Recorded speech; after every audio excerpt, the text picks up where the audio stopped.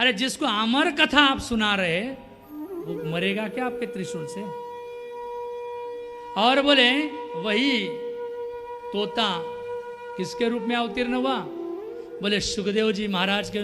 बोलिए सुखदेव जी भगवान की जय। जब सुखदेव जी महाराज का अवतार प्रकट हुए, बोले भाई ऐसे प्रकट नहीं हुए आपने तो अपने जैसे। बोले क्या है? बोले 12 साल तक। कितने साल? यहाँ तो 12 महीने पेट में बेटा रहे तो परेशान हो जाते रहो, 12 साल तक। और बोले गर्भ से बोलते थे। क्या? गर्भ से बात करते थे। भगवान वेदव्यास जी ने कहा रे बेटा बाहर आ जाओ। वेदव्यास जी को बेटे ने अंदर से कहा मैं कोई सामान्य मनुष्य नहीं हूँ। वी आई पी, हाँ मैं कोई सामान्य नहीं हूँ, ऐसे आपके बुलाने से आ जाओ। अरे बोले माँ को तकलीफ हो रही है तुम्हारी?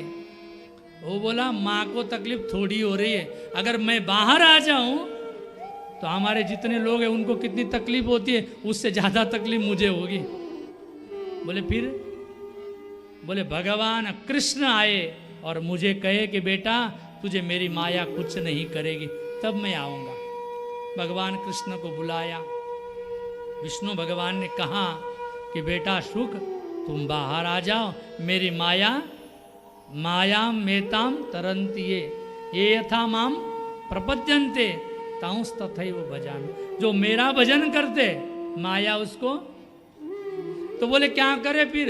जब निकले तो फिर आपको सब आगे कथा पता है कि कहने का अर्थ इतना ही है, जब परमात्मा आके जिस आदमी को कहे, और उन सुखदेव जी महाराज को वैराग्य हो गया, जंगल में चले गए। अब भागवत तो लिख के रखी थी, बड़े सुंदर सुंदर श्लोक भागवत में है। अब क्या करे, कैसे अपने पुत्र को बुलाए?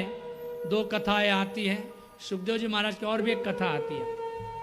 हमेशा नित्य राधा जी को गोलोक में कथा सुनाते थे सुखदेव जी महाराज। एक दिन उन्होंने कहा कि हमको अवतार लेना है, आप भी क्या करो अवतार लो।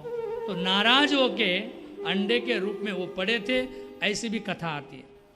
तो कहने का अर्थ सुखदेव जी महाराज ने जब व्यास जी को लगा इतनी सुंदर भागवत हमने बनाई, और उत्तराधिकारी कोई चाहिए कि नहीं? हाँ कोई संभालने वाला चाहिए कि नहीं? ये तो पैसा बहुत कमा के रखा और खाने वाला ही, और प्राय ऐसा देखने को मिलता है तो बहुत, हाँ लेकिन वहाँ संभालने वाला कोई नहीं। बोले क्या करो, जिस बेटे को इतना वैराग्य है, हाँ कितना वैराग्य महाराज। बोले वैसा वैराग्य शायद ही किसी को हो। दृष्ट वहाँ बताया है। बोले जब जाने लगे ना, बोले अप्सराएं स्नान कर रही थी, हाँ जब पुत्र बोल रहे थे। क्योंकि आज थोड़ा कथा शॉर्टकट इसलिए भी है क्योंकि आज थोड़ी कथा को कम से कम प्रथम स्कंद तो पूरा कर दे, और सब सुनी हुई कथा है आप लोगों ने, ज़्यादा विस्तार इसलिए भी नहीं कर रहा हूँ। तब उन बेटे को बुलाना चाहिए। बोले क्या करो? तो 2 जगह आता है कि उन शिष्यों को भेजा और बढ़िया बढ़िया सुंदर श्लोकों के गान करने के लिए कहा।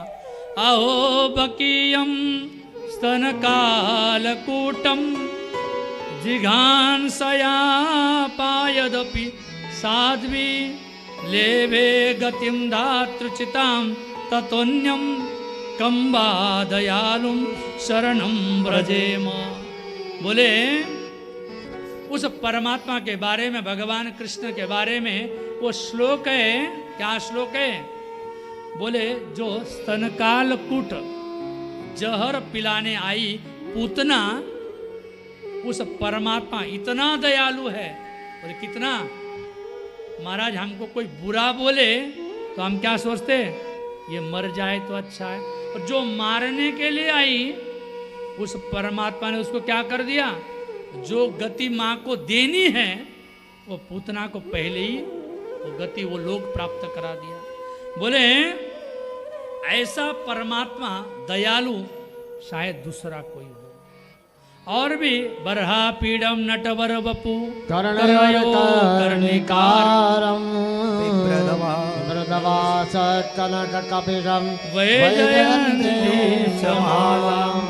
बोले उस रंध्राणवेणोरधरसुधया पूरयन् गोपवृन्दे वृन्दारण्यं स्वपदरमणं प्राविशदयेतकीर्ति। बोले उस परमात्मा के बारे में अलग अलग प्रकार के ऐसा भगवान कृष्ण जब ये श्लोक सुने, उस परमात्मा का जब गुणानुवाद सुना, जो विरक्त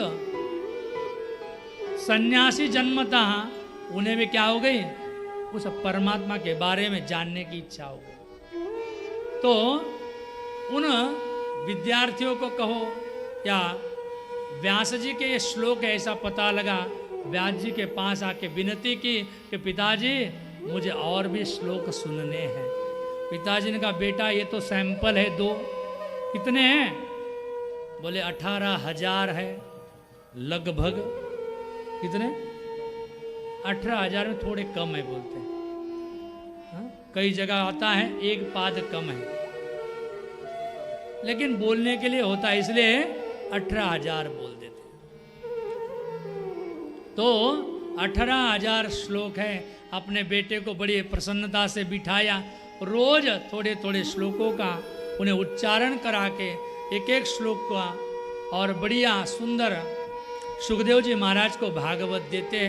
वही सुखदेव जी महाराज परीक्षित को, महाराज परीक्षित कौन है? तो बहुत सुंदर,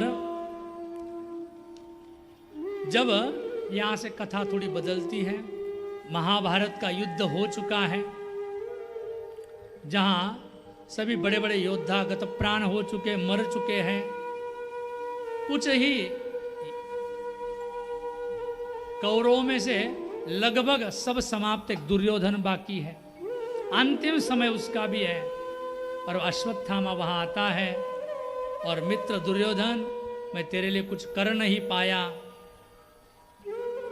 तब दुर्योधन को अंतिम इच्छा पूछता है, और दुर्योधन ने कहा हम 100 भाई थे, आज एक नहीं, और 5 पांडव होते, 5 के 5 है, इस बात का दुख है। बोले फिर एक भी मर जाता ना तो मुझे संतोष होता। देखो कैसी बुद्धि है, स्वयं मर रहे हो लेकिन बुद्धि क्या है। उसने कहा कि आज तुम निश्चिंत हो जाओ, कल का सूर्योदय पांडव नहीं देखेंगे। बोले युद्ध में सामने तो उन्हें हरा नहीं सकता हो, लेकिन रात में सोए हुए को मार सकता हूं।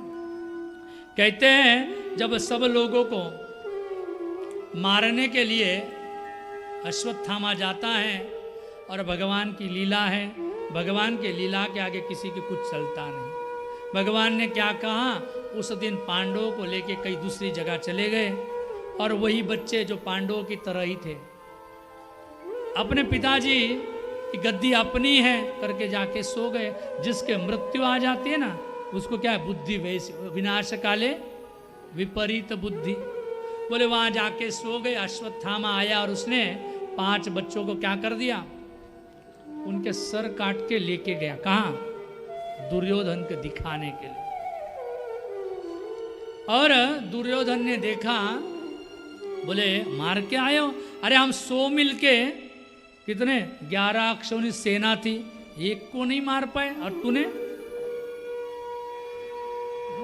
इसके लिए बोलते ना घर का भेदी लंका ढाए, क्योंकि विश्वास कर दिया गुरुपुत्र है, अंदर आ गया, किसी ने अविश्वास नहीं किया। बोले जब ऐसे मार दिए विश्वास नहीं हो रहा है, किसको? दुर्योधन को। बोले हो नहीं सकता है।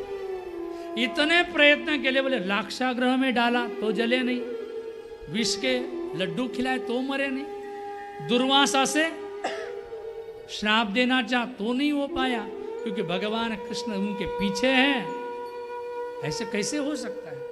बोले इधर लाओ, भीम का जो है ना, तो जो भीम से जो उत्पन्न बेटा था ना, वैसा ही उसका क्या था, बोले सर था, ला के दिया, और कहा कि इसके ऊपर प्रहार करो। जैसे प्रहार किया तो क्या हुआ,